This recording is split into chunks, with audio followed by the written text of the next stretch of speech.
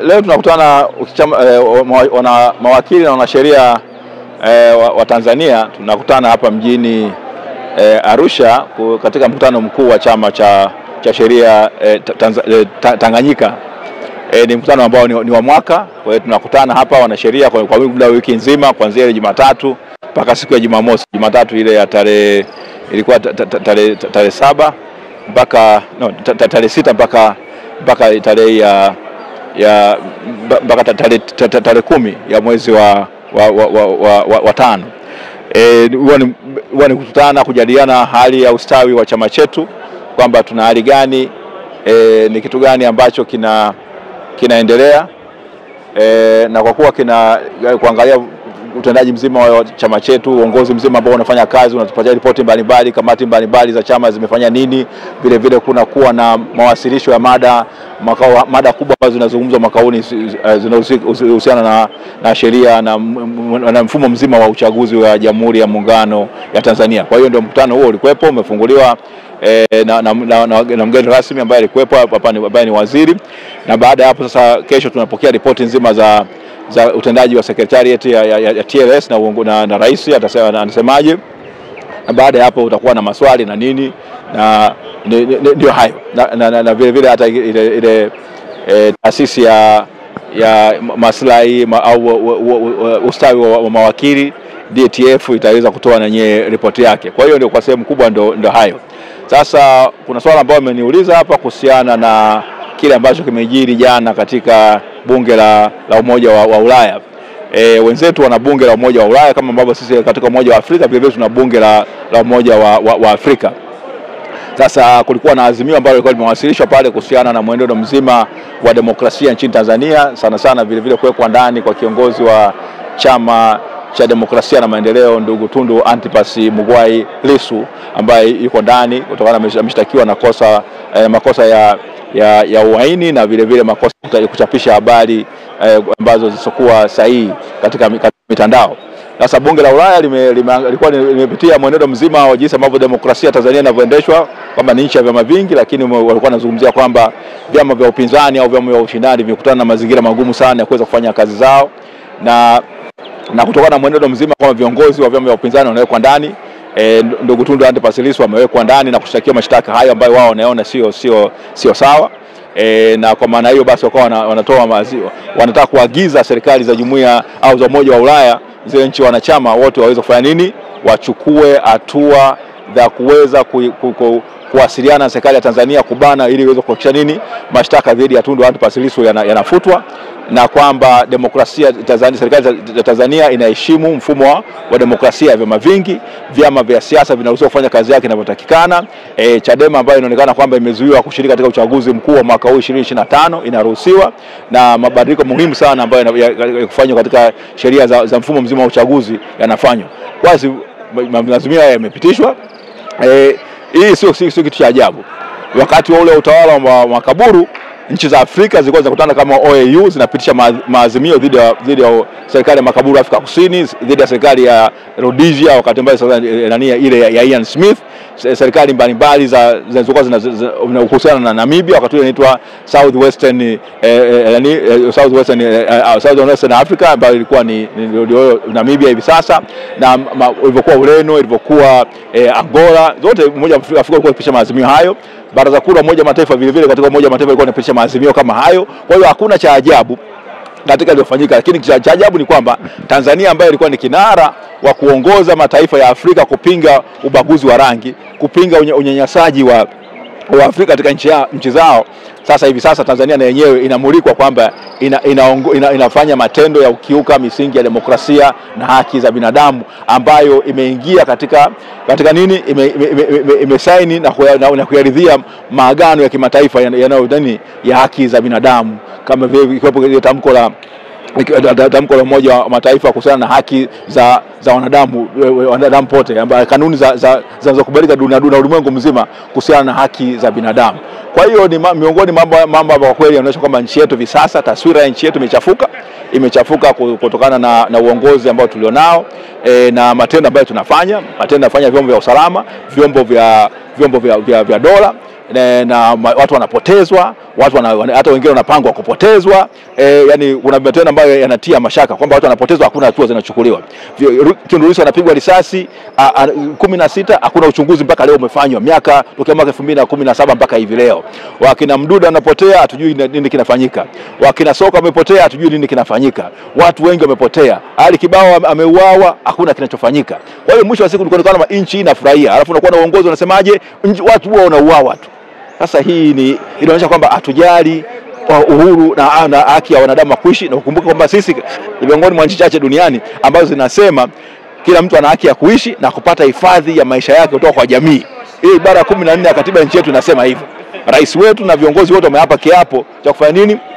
Cha kuweza kuheshimu, kuitii na kuhifadhi katiba ya Jamhuri ya Muungano wa Tanzania. Ibara ya 14 ya katiba nchi yetu imo ndani na rais wetu aliapa kuitii. Kwa hiyo maana yake yeye na serikali yake wanatakiwa kuweza kuitunza. Viongozi wa vikosi vya usalama, watu wa usalama wa taifa, wawe nani, wote wanatakiwa kuitii hiyo ibara na katiba nzima ya nchi yetu. Lazima wao ndio mstari wa mbele kulinda uhai wetu. Lakini kama wanafumbia macho watu kupotezwa, watu kuuawa, na vile kuona kama ni kitu cha kawaida, kana kwamba mtu amegonga mbwa barabarani, hiyo ni shida. Wenzetu Ulaya hata ukigonga mbwa hali ni mbaya, lakini sasa kwetu sisi hapa uhai wetu uenda unafanana na wanzi.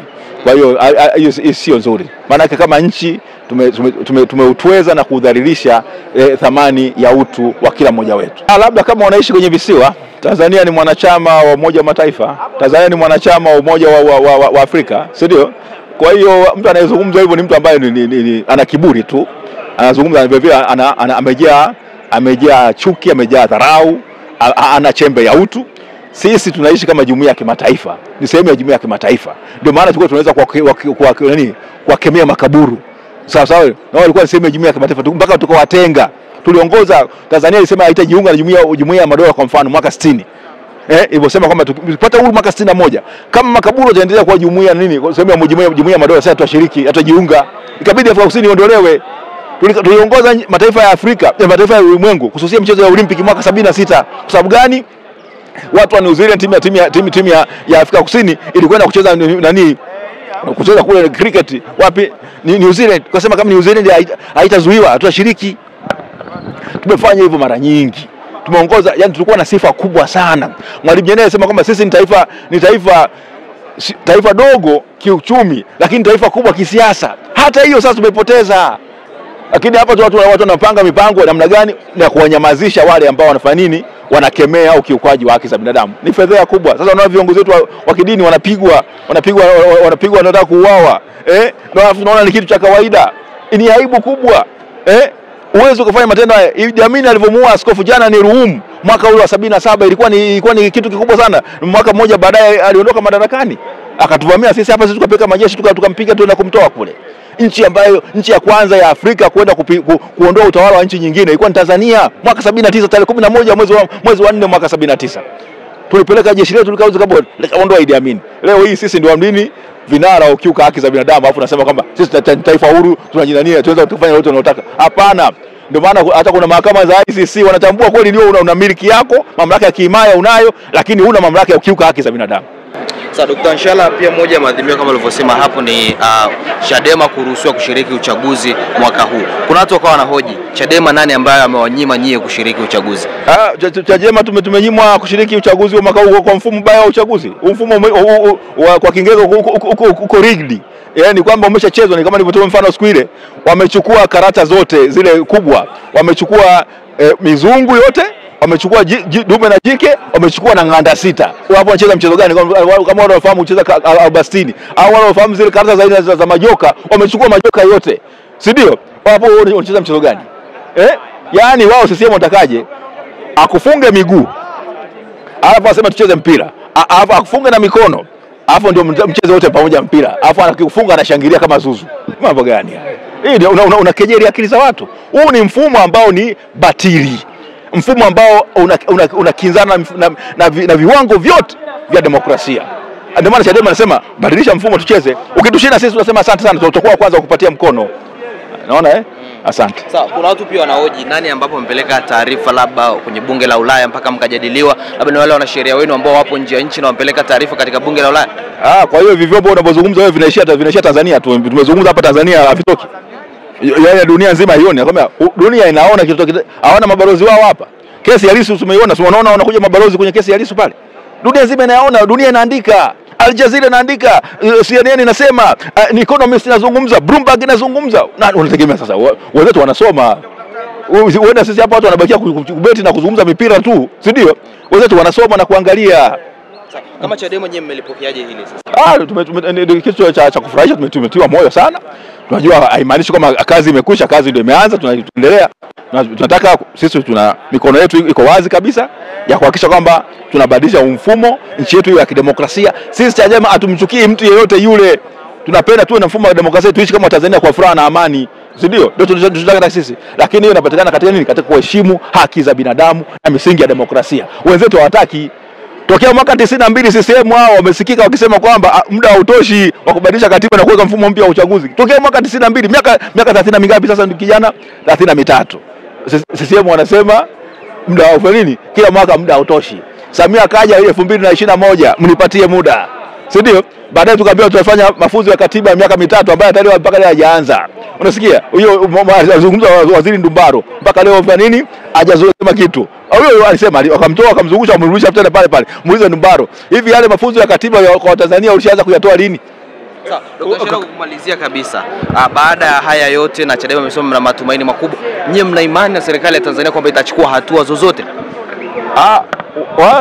Unaweza kuchukua hatua kwa kupenda, unaweza kuchukua hatua kwa kushinikizwa au kwa kufanya nini? Kwa kulazimishwa kwamba au mwisho wa siku kubaini ukweli na kuona kwamba nini ni vema tukae, ni vema turekebishe, tusonge mbele kama nchi. Lakini sisi kwa kweli tunaipenda sana nchi yetu, tunataka mfumo mzuri wa demokrasia, mfumo yani kwamba CCM wakitushinda tunakubali kabisa, ila na wao tukiwashinda wakubali kushindwa. Sawa sawa. Lakini wao umesikia kauli zao. Bashiru alisema tatumia dola kubakia na nini? Kubaki kwenye dola. Huyu amekuja anaitwa Makala anazungumza maneno ya nini? Ya ajabu.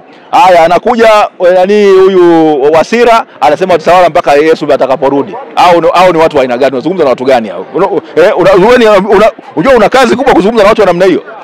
Asante. Jana G55 wametangaza kuondoka. Kama chama kuna mtikisiko wowote, nini kilichopo ndani ya chama? Chadema haijawahi kuwa imara kama ilivyo hivi sasa.